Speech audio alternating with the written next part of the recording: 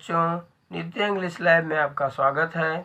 आज हम board exam को ध्यान में रखते हुए उपसर्ग और प्रत्यय को समझते हुए उस पर हम महत्वपूर्ण उदाहरणों को देखेंगे और उस पर वस्तुनिष्ठ प्रश्नों को हल करेंगे, जो कि बोर्ड एग्जाम के लिए बहुत ही महत्वपूर्ण होगा।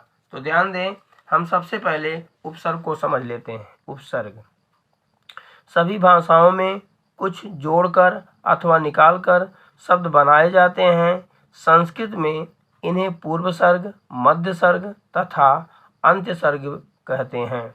जो पद पूर्व सर्ग के रूप में धातुओं से जोड़े जाते हैं उन्हें उपसर्ग कहा जाता है। इन उपसर्गों का क्रिया योग में बड़ा महत्व है। हिंदी में ये क्रिया के पूर्व में जुड़कर उसका निश्चित अर्थ बदलकर नया अर्थ बदल देते हैं।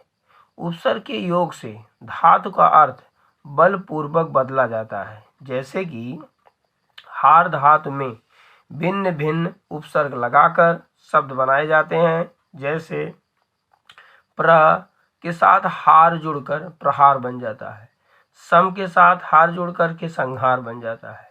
पर के साथ हार जुड़कर परिहार हो जाता है। आक के साथ हार जुड़कर आहार बन जाता है। बी के साथ हार जुड़कर बिहार बन जाता है। नी के साथ हार जुड़कर निहार बन जाता है। ध्यान देना है, उपसर्गों की संख्या मुख्य रूप से 22 मानी जाती है, लेकिन यहाँ पर उपसर्गों की संख्या 25 है। उनका अर्थ सहित विवरण क्रमशः निम्नांकित है। ध्यान दें, उपसर्ग पहला उपसर्ग है प्र। प्र का अर्थ होता है विशेष रूप से। इससे शब्द बनते हैं प्रहार और प्रणाम। तो ध्यान देना है, देखो बोर्ड एग्जाम में यह 2016 में, 17 में, 18 और 19 में पूछा गया है। उसके बाद दूसरा है परा, माने होता है विपरीत या पीछे, जिसका उदाहरण आता है उपसर्ग का पराजय और पराभूत। ध्यान दें, अगला शब्द है अप। अप से अप का अर्थ होता है दूर या विरोध। इससे जो शब्द बनते हैं वो अपकार बनता है, अपसार बनता है, अपयश बनता है। तो ध्यान देना है, 2015 में पूछा गया है, 16 में पूछा गया है, 17 में पूछा गया, 18 में, 19 में, 22 में। अगला शब्द है सम। सम का अर्थ होता है साथ, समान, अच्छी तरह। इससे शब्द बनते हैं संस्कार, समाचार। अगला शब्द है अनु। अनु का अर्थ होता है पीछे पीछे, साथ। इसका मतलब होता है पीछे पीछे साथ, मतलब होता है अनुसरण करना। तो यहाँ पर देखो अनुसरण शब्द ही दिया गया है, मतलब शरण में अनु जुड़ करके अनुसरण बना है, गमन में जुड़ करके अनुगमन बना है, कुल में अनु जुड़ करके अनुकूल बना हुआ है। तो ध्यान देना, अनुसरण, अनुगमन, अनुकूल। ये 2016 में, 18 में, 19 में, 22 में पूछा गया है। अगला शब्द है अव। अव का अर्थ होता है अनादर, दूर। इससे शब्द बनते हैं अवनति और अवगुण। ये भी 2014-16 में पूछा गया है। निस माने होता है बिना कहर। उसके बाद इससे शब्द बनता है निष्फल, निष्कपट। ना, इसमें कौन सा शब्द था? इसका निस था। तो निस का अर्थ क्या बताए थे? बिना और कहर, जिससे शब्द बना निष्फल और निष्कपट।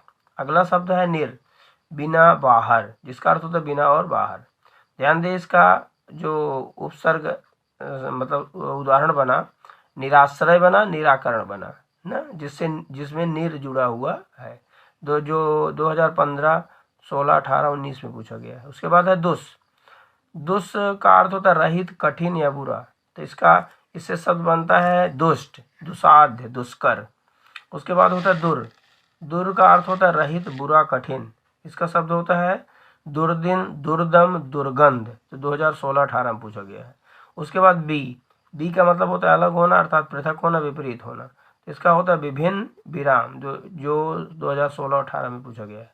अगला शब्द है आक, कुछ, तनिक, जिसका शब्द बनकर तैयार होता है आकधन, आकर्षण, आकर्षण, मतलब जिससे शब्द बना है आकर्षण। और दूसरा शब्द है आख्यान। अगला शब्द है नी।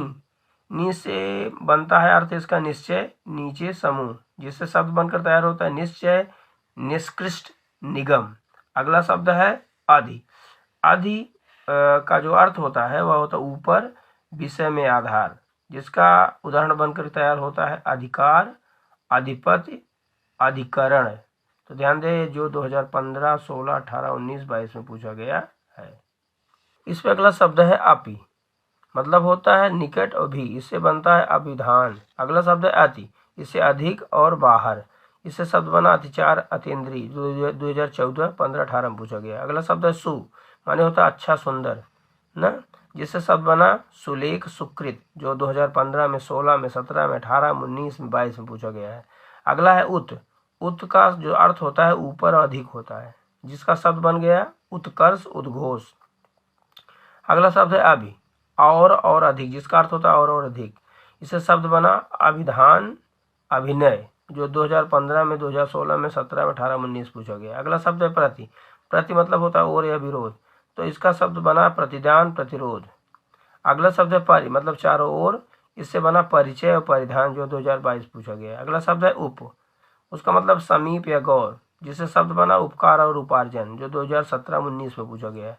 अगला शब्द है सह, का अर्थ होता है साथ, यहाँ पर होता है, इससे शब्द बनता सहमति सहगामी, जो 2015 में, 16 में, 17 में, 18 में, 19 में, 22 में पूछा गया है।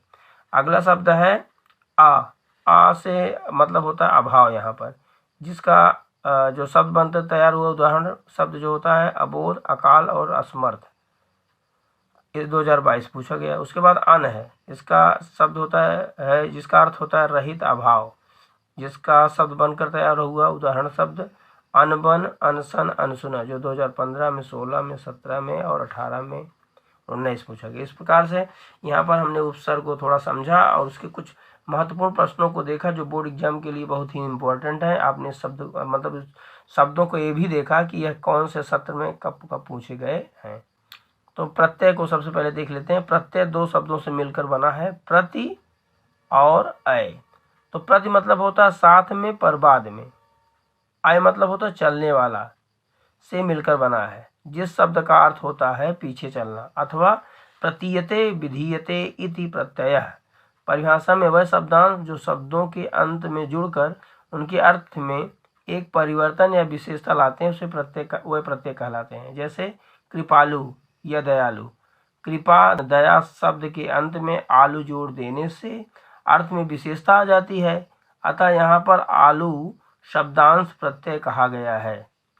प्रत्ययों का अपना कोई अर्थ नहीं होता है और न ही इनका कोई प्रयोग स्वतंत्र रूप से किया जाता है। तो ध्यान दें, इसमें विशेषता है कि यह आपके कक्षा 10 के पाठ्यक्रम में जो प्रत्यय है वह आई है, त्वा, ता, वा, पन, हट तथा वट प्रत्यय ही निर्धारित किए गए हैं, अतः हम यहाँ इन्हीं प्रत्ययों का अध्ययन करेंगे। ध्यान दें, प्रत्यय के प्रकार अथवा भेद। प्रत्यय के दो प्रकार होते हैं, पहला कृत प्रत्यय होता है तो दूसरा होता है तद्धित प्रत्यय।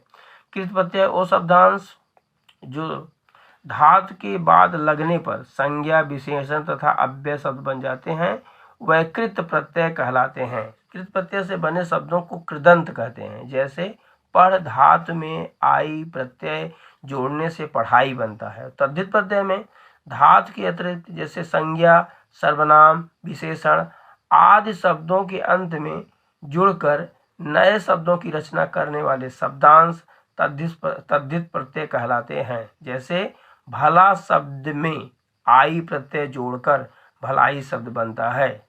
हिंदी में मतलब कतिपय प्रत्यय और उनसे बने शब्द इस प्रकार हैं। जैसे आई पढ़ना से पढ़ाई, आई प्रत्यय में जो शब्द बनते हैं पढ़ना से पढ़ाई, लिखना से लिखाई, चढ़ना से चढ़ाई, भला से भलाई आदि, जो 2016 और 19 में पूछा गया है। अगला शब्द है त्वा। त्वा शब्द से जो शब्द बना है शिशुत्व, ममत्व, लघुत्व, गुरुत्व, प्रभुत्व, कवित्व आदि, जो 2016 में पूछे गए हैं, 17 में पूछे गए हैं, 18 में पूछे गए हैं, 19 में पूछे गए हैं, 22 में पूछे गए हैं। अगला शब्द है ता। ता से बनता है शिशुता, ममता, लघुता, गुरुता, प्रभुता, कविता, सुंदरता आदि, जो 2022 पूछा गया। अगला शब्द है वाह। वाह शब्द जो शब्द बनते हैं पहनावा, दिखावा, चढ़ावा, बुलावा, ओढ़ावा आदि, जो 2015 में, 16 में, 17 में, 18 में, 19 में, 22 में पूछे गए हैं। अगला शब्द है पन। भोलापन, पागलपन, लड़कपन, बचपन, नीचपन, गंवारपन आदि, जो 2016 में पूछे गए, 17 में पूछे गए, 18 में पूछे गए, 19 पूछे गए, 22 पूछे गए। उसके बाद शब्द है हट। हट से होता है अकुलाहट, घबराहट, छटपटाहट आदि, जो 2014 में, 15 में, 16 में, 17 में, 18 में, 19 में, 20 में, 22 पूछा गया है। अगला शब्द है वट।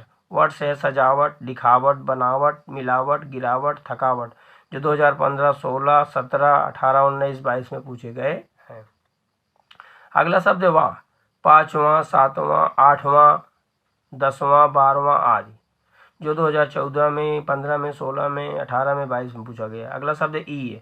ई से शब्द बताया पूजनीय, आदरणीय, जातीय, नगरीय, वर्गीय आदि, जो 2014 और 16 में पूछे गए हैं। अब हम उपसर्ग पर कुछ वस्तुनिष्ठ प्रश्नों को हल करेंगे जो बोर्ड एग्जाम के लिए बहुत ही महत्वपूर्ण होगा। ध्यान दें, उपसर्ग होते हैं शब्द, शब्दांश, मूल शब्द, नवीन शब्द। तो इसमें शब्दांश सही है, अर्थात उपसर्ग क्या होते हैं? शब्दांश होते हैं। अगला क्वेश्चन है हिंदी में कितने प्रकार के उपसर्ग होते हैं? तो हिंदी में 3 प्रकार के उपसर्ग माने जाते हैं, तो अर्थात 3 ऑप्शन सही है। 2, 4, 5 ये ऑप्शन आपका गलत है। तो ध्यान देना है, हिंदी में कितने प्रकार के उपसर्ग होते हैं? 3 प्रकार के। अगला प्रश्न है संस्कृत के उपसर्गों को क्या कहते हैं? संस्कृत के उपसर्गों को हम तत्सम उपसर्ग कहते हैं। क्या कहते हैं? तत्सम उपसर्ग कहते हैं। कहने का मतलब देशज उपसर्ग नहीं कहते हैं, न तद्भव उपसर्ग कहते हैं, न विदेशी उपसर्ग कहते हैं। इसको हम तत्सम उपसर्ग कहते हैं। अगला क्वेश्चन है अन उपसर्ग का अर्थ अभाव, ये ऑप्शन गलत है। उसके बाद अधिक, ये भी गलत है। उसके बाद होता है उपसर्ग जो होता है मतलब वाक्य के पहले लगता है, तो यहाँ पर अन शब्द का अर्थ होता है पीछे। तो यहाँ पर आपका ये पीछे अर्थात ग ऑप्शन सही है। 5वां पर उपसर्ग से युक्त शब्द नहीं है, तो इसमें ध्यान देना है पर्यावरण है, पर्यटन है, परिचालक है, परिंदा शब्द जो है यही नहीं है। परिंदा पर उपसर्ग से युक्त शब्द नहीं है। अगला शब्द है अन उपसर्ग में निर्मित शब्द है। अन उपसर्ग निर्मित शब्द आपका पहला ही ऑप्शन सही है, अनपढ़। उसके बाद तीनों ऑप्शन इसका रॉन्ग है, गलत है। अगला शब्द है, अगला क्वेश्चन है कौन सा शब्द सु उपसर्ग से नहीं बना है? तो ध्यान देना है, इसमें सुबोध बना है, उसके बाद सुरेश, यही सुरेश नहीं बना है। सुजन भी बना है, सुकर्म भी बना है। कहने का मतलब होता है कि यही ऑप्शन आपका इसमें मतलब सही माना गया है। कहने का मतलब होता है कि ये सु उपसर्ग से मतलब नहीं बना है और तीनों सही है। अनुचर उपसर्ग में लगा है। अनुचर उपसर्ग में लगा है, इसमें खा ऑप्शन सही है। अनुचर, अनु से जो है अनुचर बनता है, तो इसमें अनु उपसर्ग खा सही है। अन और ये सभी गलत है। अगला शब्द है, अगला प्रश्न है अन उपसर्ग से युक्त शब्द नहीं है, तो इसमें अनिच्छा, अनुचित, अनुपम तीनों है, यही अनुगमन नहीं है। अगला है क्वेश्चन अनपढ़। अनपढ़ में मूल शब्द, अनपढ़ में मूल शब्द आपका क्या है? पढ़ है, मतलब न आ है, न अन है, न अनप है, अर्थात ये पढ़ ऑप्शन सही है।